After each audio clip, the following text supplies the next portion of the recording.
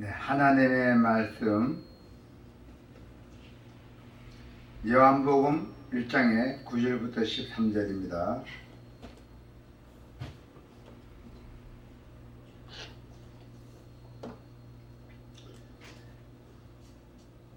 편빛 곧 세상에 와서 각 사람에게 비추는 빛이 있었나니 그가 세상에 계셨으며 세상은 그로 말미암아 지은 바 되었으되 세상이 그를 알지 못하였고 자기 땅에 오매 자기 백성이 영접하지 아니하였으나 영접하는 자 곧 그 이름을 믿는 자들에게는 하나님의 자녀가 되는 권세를 주셨으니 이는 혈통으로나 육종으로나 사람의 뜻으로 나지 아니하고 오직 하나님께로부터 난 자들이니라. 아멘.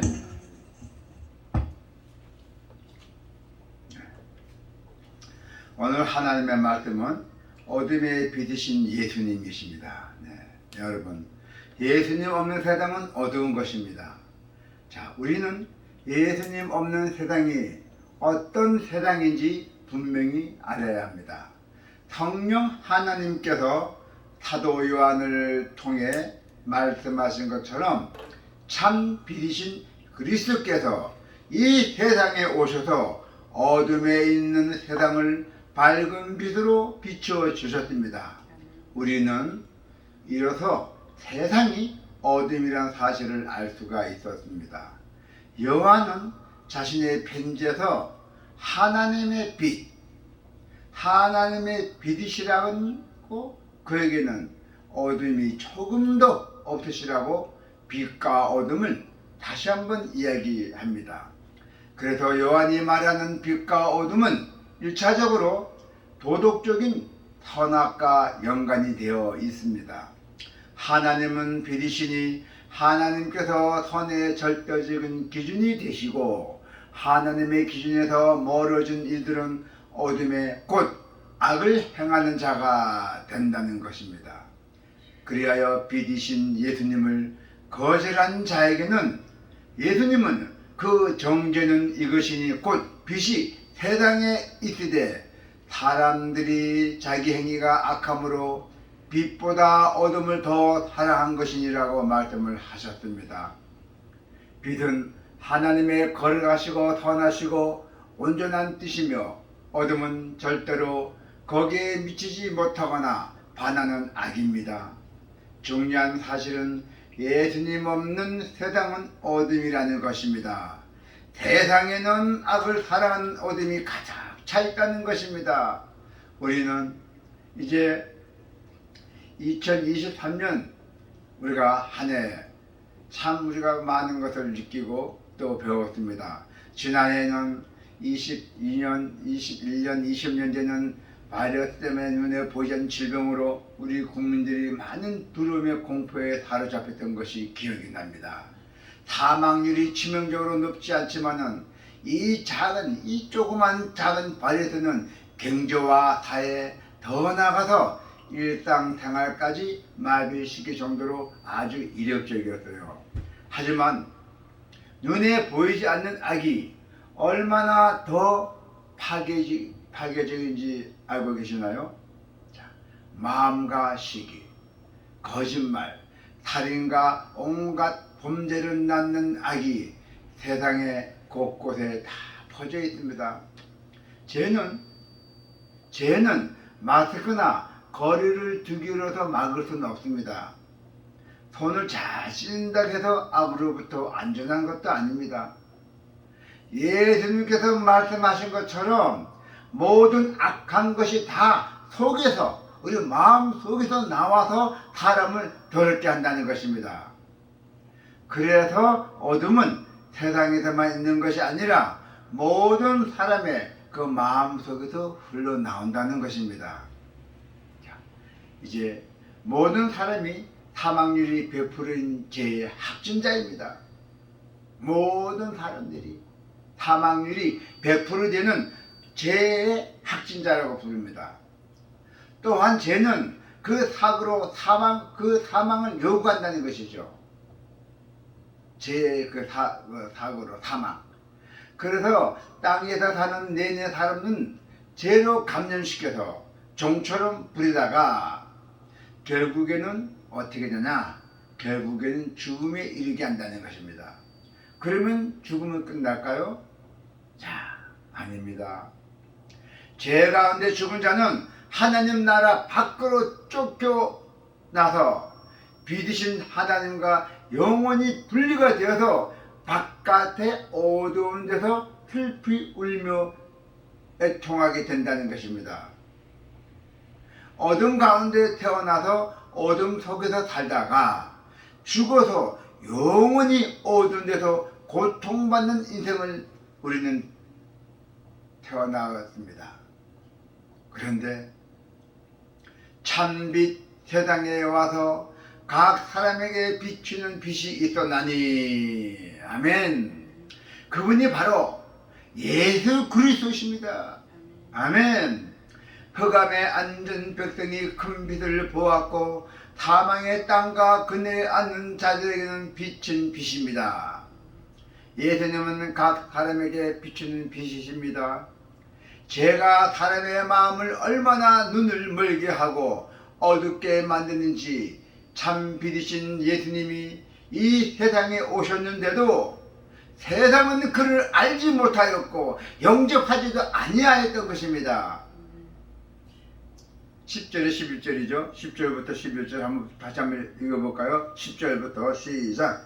그가 세상에 계셨으며 세상은 그로 말미암아 지은 바 되었으되 세상이 그를 알지 못하였고, 11절, 자기 땅에 오매 자기 백성이 영접하지 아니하였으나 하잖아요. 네. 성도 여러분, 우리는 여기서 사람의 영혼과 다른 신을 믿는 사람들을 얼마나 어둠으로 무능해지는지 발견하게 됩니다. 자, 캄캄한 방에 불을 켜면 어떻게 되겠어요? 밝은 빛이 어둠을 단번에 몰아냅니다. 이 깜깜한 데 불 켜봐야 훤하잖아요. 어둠이 물러나잖아요, 자동으로. 그래서 어둠은 절대로 빛을 이길 수가 없다는 것이에요. 악은 선을 이기지 못하는 것이요. 순간적으로 이길 수 있으되 영혼은 이기지 못한다는 것입니다. 그래서 사람의 악하고 어두운 영혼은 참 빛이신 예수님을 알지 못하고 받아들이지 않았잖아요. 오늘 성경 말씀이에요. 예. 이상한 신을 믿는 사람들, 또 거짓말 잘하는 사람들, 오히려 그 빛을 거부한다는 것입니다. 그 얼마나 무서운 파괴력입니까? 세상은 그리스도로 말미암아 지은 바 되었는데도 이 피조물인 세상은 그 피조물 중 가장 하느님의 형상을 닮은 우리 인간들, 창조주를 알지 못했다는 것입니다. 11절에 나와봤잖아요. 자기 땅에 오매 자기 백성이 영접하지 아니하였으나, 자기 소유의 땅, 곧 자기가 만드신 땅에 오셨는데도, 자기 백성을 만나 주셨는데도 그분을 영접하지 않았다는 것입니다. 이것이 심각한 어둠의 문제입니다. 어두운 세상과 어두운 죄인은 빛이신 하나님을 제대로 알지 못하고 깨닫지도 못하고 거절하며 미워한다 했어요. 하나님을 알되 하나님을 영화롭게 아니하며 감사하지도 아니하고 오히려 그 생각이 허망하여지며 미련한 마음이 어두워졌다는 것입니다. 우리는 은혜를 베풀고 싶다가도 상대방이 기본적인 예의조차 갖추지 않으면 오히려 분노를 쏟아내며 안갑을 하려 하죠. 그러나 인내하고 용서하려고 애쓰지만은 어느 정도를 넘어서면 포기합니다. 하지만 하나님께서는 어둠 속에 있던 죄인들을 온수처럼 굴며 참빛을 거절할 때도 오히려 그 크신 은혜와 국물을 부어주셨어요. 은혜와 공의를 사랑을 베풀어 주셨다는 것입니다. 그래서 참빛으로 세상에 오신 그리스도는 숱한 거절과 비방, 협박과 조롱을 받으면서도 각 사람에게 비추는 빛, 그 빛으로 하나님의 은혜와 사랑을 전하였던 것입니다. 할렐루야. 예수님이 탄생하실 때도 천사가 목자에게 한 말을 기억하십니까? 누가복음 2장의 10절에 보면은 보라, 내가 온 백성에게 미칠 큰 기쁨, 그 좋은 소식을 너에게 전하노라 했잖아요. 예수님께서는 공생의 기간에 여러 마을을 두루두루 다니시며 그 어둠 속에 있던 백성들에게 빛의 복음을 전하셨습니다. 행복의 말씀을 전했던 것입니다. 그래서 예수님을 찾아온 그 수많은 백성을 질병과 고통에서 벗어나게 하시면서 생명의 빛으로 그들을 비춰 주셨습니다. 여러분은 과연 진정으로 하나님의 백성입니까? 그렇다면 그리스도께서 여러분의 마음에도 그 빛을 비추신 것입니다. 여러분이 진정한 하나님의 백성이면은 예수 그리스도께서 여러분에게 마음에 그 빛을 비췄다는 것입니다. 어두운 데에 빛이 비추라 말씀을 하셨던 그 하나님께서 예수 그리스도의 얼굴에 있는 그 하나님의 영광을 아는 그 빛을 우리 마음에 비춰주기 때문에 우리는 하나님께 감사하는 마음을 느껴야 된다는 것입니다.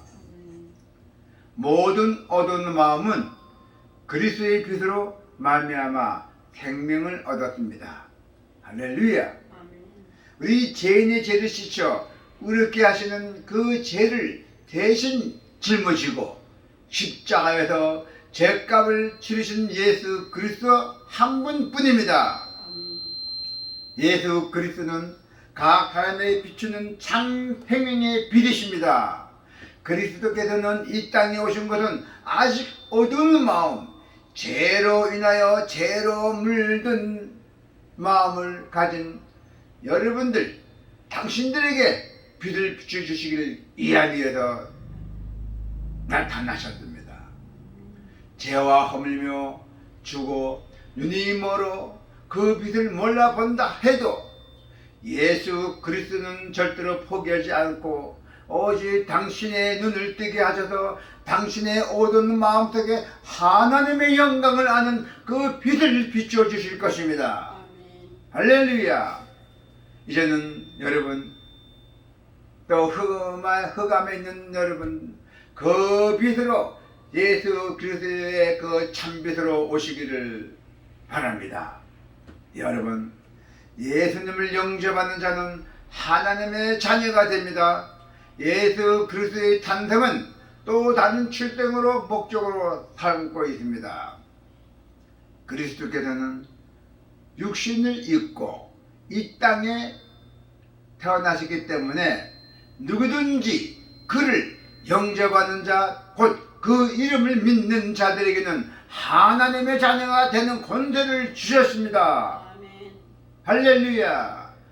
예수 그리스도 탄생이 그 수많은 하나님의 자녀를 태어나게 했던 것입니다. 그러나 안타깝게도 많은 사람이 예수님을 구원자로 인정하면서도 그분이 자기 죄를 용서해 주셨다는 사실에 감사하지만은 정작 진정으로 하나님의 은혜와 축복을 얻기 위해 열심히 노력하거나 모태 신앙임을 강조하거나 간절히 구하며 강구할 것입니다. 그래야 하나님의 자녀가 된다고 오해한다는 것이죠. 하지만 빛이신 하나님과 아버지와 자녀란 그 가장 친밀한 사귐은 영원히 누리게 된다면은 오직 예수 그리스도를 영접하고 그 이름으로 믿으면 됩니다. 하나님의 자녀는 혈통으로나 육신으로나 사람의 뜻으로 나지 아니하고 오직 하나님께로부터 난 자들입니다. 할렐루야. 여러분, 누구든지 예수 그리스도를 믿는 자들에게 하나님께서 자녀로 추정하게 되신다는 것을 잊지 마시길 바랍니다. 그리고 거듭나게 하십니다. 여러분의 거듭나게 하십니다. 예수님께서 이렇게 말씀하셨습니다. 어떻게 말씀하셨어요? 그날에는 내가 아버지 안에 너희가 내 안에 내가 너희 안에 있는 것을 너희가 알리라 했어요. 잘 보십시오. 아버지 하나님과 그 자녀가 된 이들의 영원한 관계를 지속하게 하는 아주 끈끈한 아버지 안에 계시고 우리 안에 계신 예수 그리스도이시라고 하나님께서 말씀하셨습니다. 하나님은 오직 한 분이시요 또 하나님과 사람 사이도 중보자도 한 분이시니 곧 사람이신 그리스도 예수이십니다. 어제나 오늘이나 영원토록 동일하신 예수님께서 하나님과 자녀 사이를 영원히 붙들고 계신다는 것입니다. 성도 여러분, 참 믿으신 하나님과 영원한 사귐에 있게 하신 것입니다. 얼마나 영광입니까? 참 믿으신 이 하나님과 영원한 사귐다는 것이 얼마나 우리에게 기쁘고 큰 축복을 받으셨습니까?